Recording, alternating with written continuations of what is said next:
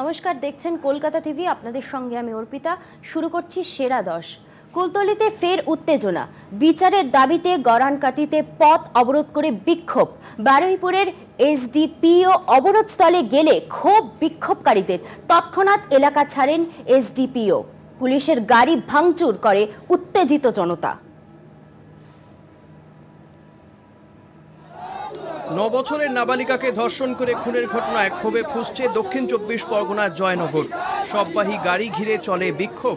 দোষীদের ফাঁসির দাবিতে দফায় দফায় বিক্ষোভ। মঙ্গলবার নতুন করে উত্তেজনার সৃষ্টি হয়। বিচারের দাবিতে কুলতলির গড়ানকাঠিতে পথ অবরোধ করে বিক্ষোভ দেখায় এলাকার মানুষ। বারুইপুরের এসডিপিও ওই এলাকা দিয়ে মহিষমারি যাওয়ার পথে বিক্ষোভের মুখে পড়েন। ক্ষিপ্ত হয়ে ওঠেন বিক্ষোভকারীরা, এলাকা ছাড়েন এসডিপিও। অন্যদিকে এক অসুস্থ পুলিশ কর্মীকে পুলিশ গাড়িতে করে নিয়ে যাওয়ার পথে পুলিশের গাড়িতে ভাঙচুর চালায় উত্তেজিত জনতা। উল্লেখ্য, কল্যাণীর জেএনএম হাসপাতালে ময়নাতদন্তের পর সোমবার রাত 11টা নাগাদ নাবালিকার দেহ পৌঁছয় গ্রামে। দেহ ফেরার আগেই নির্যাতিতার বিচারের দাবিতে গ্রামে বিক্ষোভ ও প্রতিবাদ আন্দোলন চলে। মোমবাতি জ্বালিয়ে চলে বিক্ষোভ। শুধু তাই নয়, আরজিকর কাণ্ডে প্রতিবাদে রাত দখলের ধাঁচেই রাত পাহারার ডাক দেয় জয়নগরের মহিলারাও। হাইকোর্টের নির্দেশে জয়নগরের নিহত নাবালিকার দেহের ময়নাতদন্ত হয় কল্যাণীর জেএনএম হাসপাতালে। সূত্রে খবর, ময়নাতদন্তে প্রাথমিক রিপোর্টে যৌন নির্যাতনের কথা বলা হয়েছে। কুলতলি থেকে কোয়েল মণ্ডল ও প্রিয় মুখোপাধ্যায়, কলকাতা টিভি।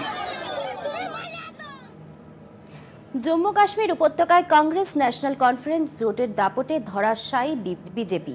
সংবিধানের 370 অনুচ্ছেদ খারিজের কাণ্ডারি নরেন্দ্র মোদী ও অমিত শাহকে বিধানসভা ভোটে বস্তুত প্রত্যাখ্যান করলেও উপত্যকার নির্বাচক মণ্ডলী রাজ্যের মর্যাদা হারিয়ে কেন্দ্রশাসিত অঞ্চল তকমা পাওয়ার পর প্রায় 10 বছর ব্যবধানে 90 আসনের বিধানসভায় কংগ্রেস, এনসিপি তথা ইন্ডিয়া জোট স্পষ্ট সংখ্যাগরিষ্ঠতার পথে।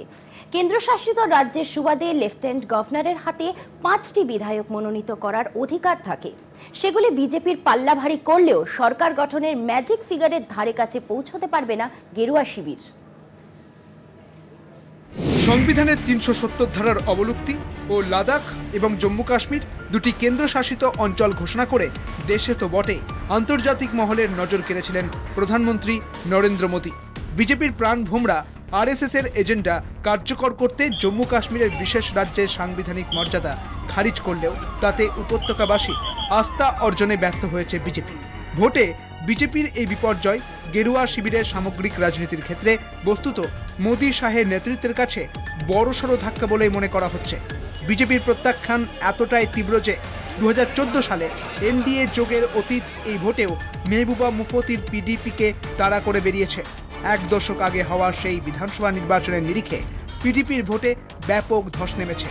মোট 90টি আসনে বিধানসভায় ম্যাজিক সংখ্যা 46। কেন্দ্রশাসিত অঞ্চল হিসেবে 5 জনকে বিধানসভায় মনোনীত করবেন লেফটেন্যান্ট গভর্নর। কেন্দ্র নিযুক্ত গভর্নর গেরুয়া শিবিরের 5 প্রতিনিধিকে মনোনীত করলে তার প্রতিবাদ জানাবে কংগ্রেস, এনসিপি জোট। যদিও 5 সদস্যের সমর্থন পেলেও বিজেপির পক্ষে ম্যাজিক ফিগার জোগাড় করা কঠিন। কংগ্রেস ও এনসি প্রাক নির্বাচনের বোঝাপড়া মসৃণ করার ব্যাপারে রাহুল গান্ধী ও ওমর আবদুল্লার সক্রিয় ভূমিকা ছিল, তাই মুখ্যমন্ত্রী হিসেবে फारूक पुत्रोई इंडिया स्वाभाविक पसंद। जम्मू कश्मीर के लोगों की खिदमत करने का दोबारा एक मौका जो है हासिल हुआ है। जम्मू कश्मीर नेशनल कॉन्फ्रेंस को पिछले 5 साल से ख़त्म करने की मुकम्मल कोशिश की गई थी। यहाँ बहुत सी ऐसी तंजीमें खड़ी की गई जिनका मकसद था नेशनल कॉन्फ्रेंस को ख़त्म करना, लेकिन अल्लाह का फजल है कि जो हमें ख़त्म करने के लिए आए थे मैदान में वो खुद ही मतलब उनका कोई नामो निशान नहीं रहा। জঙ্গি উপদ্রবে ক্লিষ্ট উপত্যকায় 1 দশক বাদে 3 দফায় ভোট হলেও তা ছিল রক্তপাতহীন। জম্মু কাশ্মীরের জনতা প্রমাণ করল বুলেটের চাইতে ব্যালট নির্ভর পরিষদীয় রাজনীতিতেই তারা আস্থাশীল। কলকাতা টিভি। বুথ ফেরত সমীক্ষা নিয়ে হরিয়ানায় বেশ কিছুটা চাপেই ছিল বিজেপি। তবে মঙ্গলবার বেলা গড়াতেই নিমেষে ম্যাজিক ফিগার পার গেরুয়া শিবিরের। হরিয়ানায় ফেল বুথ ফেরত সমীক্ষা, ফের ফুটল পদ্ম। রাজনৈতিক মহলের মত, হরিয়ানায় কংগ্রেসে অপ্রত্যাশিত হারের প্রভাব পড়তে পারে মহারাষ্ট্রের আসন্ন নির্বাচনে।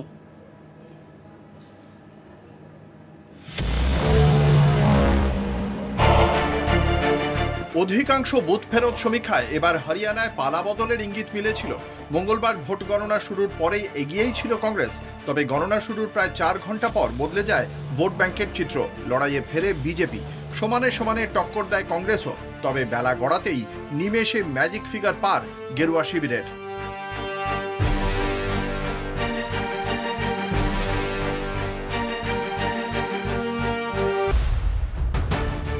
বুথ ফেরত সমীক্ষায় কংগ্রেসের জয় জয়কার দেখে মঙ্গলবার সকাল থেকে উচ্ছ্বাস দেখা যায় কংগ্রেসের কর্মী সমর্থকদের মধ্যে।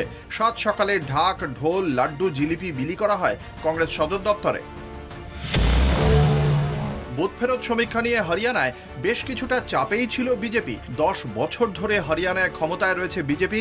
বিধানসভা ভোটে এবার হরিয়ানায় পদ্ম শিবিরের হাল দেখে রাজনৈতিক মহলেও চর্চা ছিল তুঙ্গে। প্রাক্তন মুখ্যমন্ত্রী মনোহরলাল খট্টারের সঙ্গে দলের অন্য নেতাদের মত পার্থক্যও ছিল অন্যতম চিন্তার কারণ। মোদি শাহ এবার হরিয়ানায় খুব কম প্রচার করেছেন।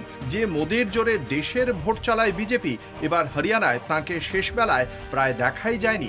এছাড়াও কৃষক আন্দোলন প্রভাবও এবারের ভোটে পড়বে বলে মনে করা হচ্ছিল।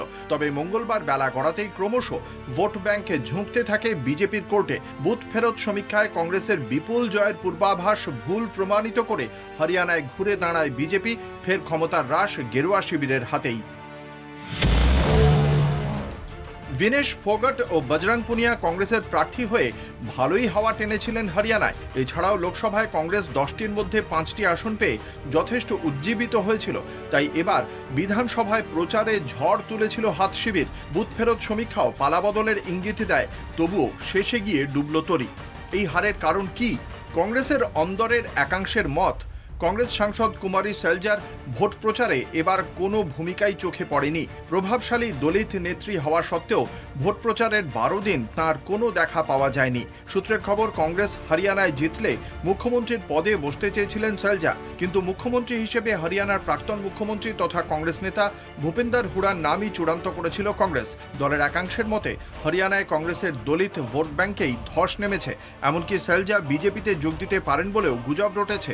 এছাড়াও ইন্ডিয়া জোটের অন্যতম শরিক আপ, কিন্তু এবার কংগ্রেসের সঙ্গে কোনো আসন সমঝোতাই করেনি আম আদমি পার্টি। সব আসনেই প্রার্থী দিয়েছিল আপ, তাই আপ ভোট কাটায় বেশ কয়েক জায়গায় হার হয়েছে কংগ্রেস প্রার্থীর। আমাদের কিছু স্ট্র্যাটেজিক ফেলিওর হয়েছে, অর্থাৎ বিজেপি কি করেছে, জাট ভার্সেস নন জাট, অর্থাৎ জাট মানুষ আর অজাট মানুষ, সেখানটা তো জাতপাতের রাজনীতি হয় হরিয়ানায়, সেখানে একটা বিজেপি সূক্ষ্ম কৌশলে তারা একটা সমর্থন আদায় করেছে। 1, 2 নম্বর, বিজেপি পার্টি খুব পরিকল্পিতভাবে লোকাল লেভেলের সেন্টিমেন্টটাকে কাজে লাগিয়েছে। হরিয়ানায় কংগ্রেসে অপ্রত্যাশিত হারের প্রভাব পড়তে পারে মহারাষ্ট্রের আসন্ন নির্বাচনে। চলতি বছরেই মহারাষ্ট্রের নির্বাচনের কথা। বিজেপি হরিয়ানাকে 15 বছর দখলে রেখে বিরোধী দলের ওপর যথেষ্ট চাপ তৈরি করল। কলকাতা টিভি। বিরতি নিয়ে সঙ্গে থাকুন। কোথাও রাজস্থানের আহমেদ ভবন, কোথাও টেরাকোটার মন্দির, বাহারি থিমে সেজেছে নদিয়ার দুর্গাপুজো। পুজো হচ্ছে বিখ্যাত কালো দুর্গাও। পুজো মণ্ডপে ভিড় দর্শনার্থীদের।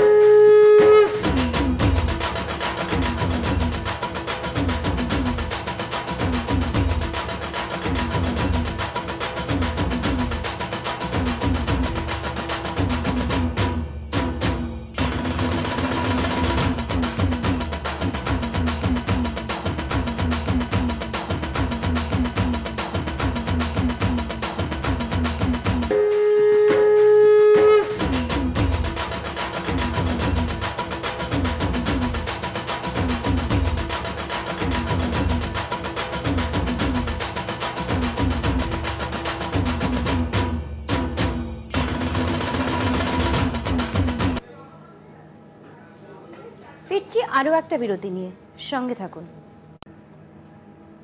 সীমান্তের পুজোয় মাতোয়ারা দক্ষিণ দিনাজপুরের উঁচা গোবিন্দপুরের মানুষরা টিনের মন্দিরেই পূজিত হয়ে আসছেন দেবী দুর্গা। গ্রামে বিএসএফ এর টহলদারি। কাঁটাতারের বেড়ায় দুই দেশ আলাদা হলেও দুর্গাপুজোর আনন্দে মাতোয়ারা এরা মানে ভারত বাংলাদেশ সীমান্তবর্তী গ্রাম দক্ষিণ দিনাজপুর জেলার হিলি ব্লকের ৩ নম্বর ধলপাড়া গ্রাম পঞ্চায়েতের উঁচা গোবিন্দপুরের মানুষরা। গ্রামের অবস্থান সীমান্তের কাঁটাতারের এপারে ভারতীয় ভূখণ্ডে। প্রায় 50টি পরিবার বাস করেন এখানে। গ্রামে রয়েছে দুর্গা মন্দির। গ্রামবাসীদের সূত্রে জানা গেছে প্রায় 75 বছর পূর্বে গ্রামবাসীদের সহায়তায় টিন দিয়ে গ্রামে নির্মাণ হয় মন্দির। সেই থেকে গ্রামের একচালা টিনের মন্দিরেই পূজিত হয়ে আসছেন দেবী দুর্গা। আর মন্দির চাতাল থেকে কয়েক পা দূরত্বেই রয়েছে বাংলাদেশ।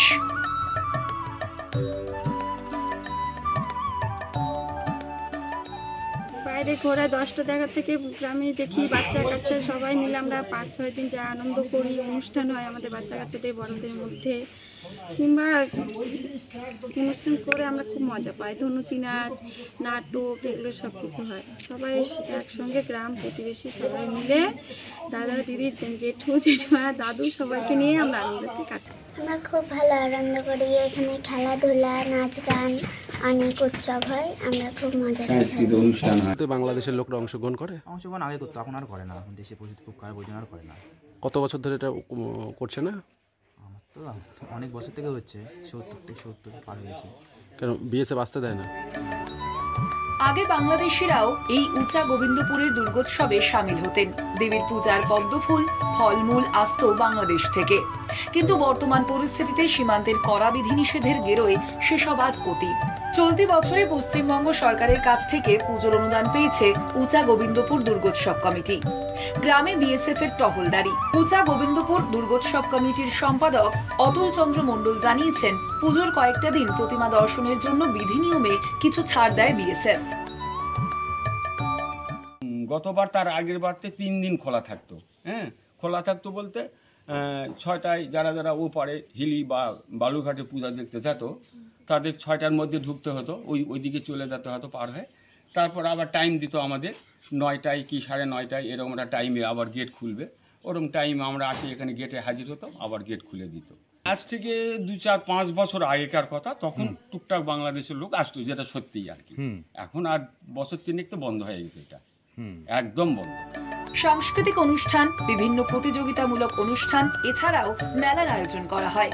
শারদীয়ার আনন্দে পুজোর কটা দিন মশগুল থাকে এই প্রান্তিক মানুষরা। দক্ষিণ দিনাজপুর থেকে সুমন ভৌমিকের রিপোর্ট, কলকাতা টিভি।